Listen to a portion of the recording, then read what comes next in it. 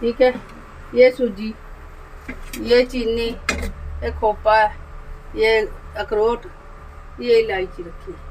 अभी हम तैयार कर लगे माता का प्रसाद।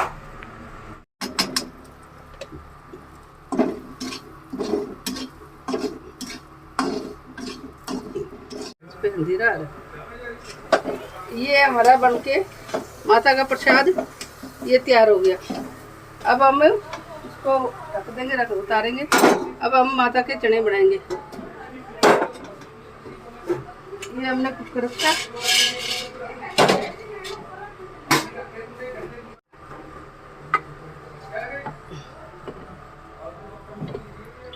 ये तेल आ गया, जीरा, ये मसाले,